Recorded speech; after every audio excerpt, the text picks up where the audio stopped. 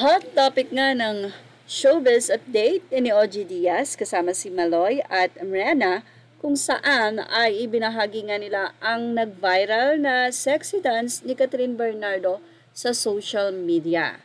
Well, syempre, ibinahagi din nila yung mga nag-okay at hindi nag-okay sa sexy dance na iyon ni Catherine.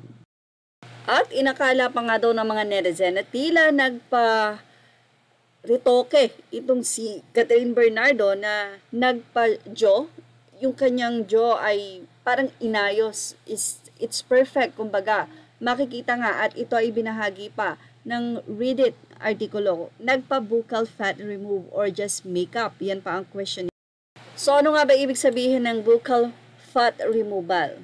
Well, excuse me kung yun po yung right pronunciation. Nakalagay dito na ang buccal fat is fat between your cheekbones and jaw bones in your face. These fat pads help make up the shape of your face. Buccal fat removal is a surgery to remove the fat in this area of your face. This can highlight the bone structure in your face, especially your cheekbones and the hollowed out areas between your cheek and jawline. The procedure is also sometimes called a cheek reduction. Anyway, ako naniniwala ako na hindi nagpa-buccal fat removal itong si Catherine Bernardo. Kasi, kumbaga, pwede kasing dayain yan sa makeup. Pagka kasi wala namang makeup si Catherine, makikita mo pa rin yung face niya na malaman na which is bagay na bagay naman sa kanya. So, baby face, pagka kasi medyo may ganong mga buccal fat or siguro may jaw, parang nakaka-matured ng mukha. So, I think, say nga ng mga netizen, sana wag baguhin ni Catherine yung kanyang face dahil may effect nga ito pagtanda. So, pwede yung ma-deform. So, doon dahan-dahan, di ba, maraming ang mga Hollywood actresses and actors ang talagang nasira yung mga mukha nila after the surgery or kung ano-ano yung pinagagawa sa mukha. Kasi nga habang tumatanda ka, naiiba yung shape ng face mo. Unlike kapag ka natural na hindi ka nagparitoke, kampante ka na nandun pa rin yung ganda. So, sana nga daw sa ng mga netizen na hindi ito ginawa ni Catherine Bernardo.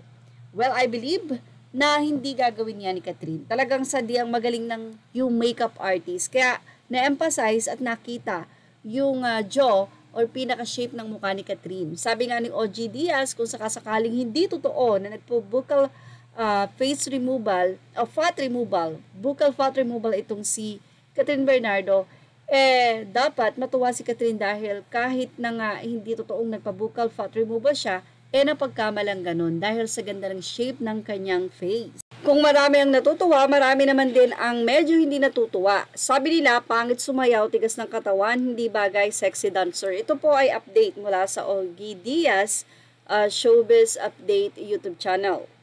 Sila naman ay sinabi na, anyway, ang ganda ng backup dancer. So, meron ditong backup dancer si Catherine Bernardo na napansin nila na mas maganda pa nga daw kay Catherine. Ayan, para nga daw Koreana kung makikita nyo ang nasabi nga pong dancer na ito. So, ipakita natin ang nasabing dancer yon sa gilid nga ni Catherine Bernardo. So, I think maganda talaga yung face na mayroong laman. Maganda siyang tignan. Mas okay sa akin yung ganun kaysa yung parang sa jaw. Parang talaga matured ng face.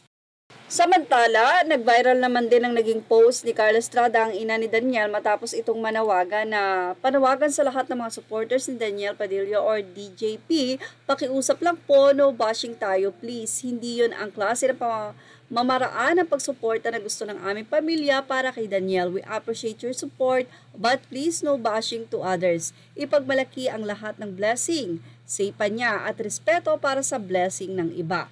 Inuugnay nga daw ang nasabing post na ito ni Carla Estrada sa di umano nag-viral na sexy photo o sexy video ni Catherine Bernardo sa performance niya sa Century Tuna Super Buds kung saan marami ang natuwa pero marami din ang hindi natuwa. Sa naging update na ito ni OG Diaz, tinanong naman siya ng isang co-host na si Mariana kung ano daw kaya naging reaksyon ni Daniel Padilla sa performance na ito ni Catherine, lalong-lalo na nga alam nila na very conservative itong si Daniel at hindi papayagan kung sakasakali nga daw na sila pa.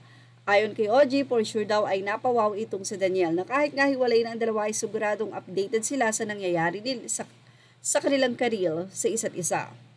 Anyway, isa pang comment ang ibahagi natin sa netizen. Sabi ni Elsie Jeroque, hindi na tama ang kinikilos ni Kat, halos ibilad na niya ang katawan. Hindi bagay sa kanya na masuot ng ganyan, labas na tinatago kung ano ang kilos niya noon, yung uli ang gawin, hindi ko o wala na sila ni DJ, nagwawala siya. Mami man, alagaan nyo si Kat, huwag masyadong paiksi.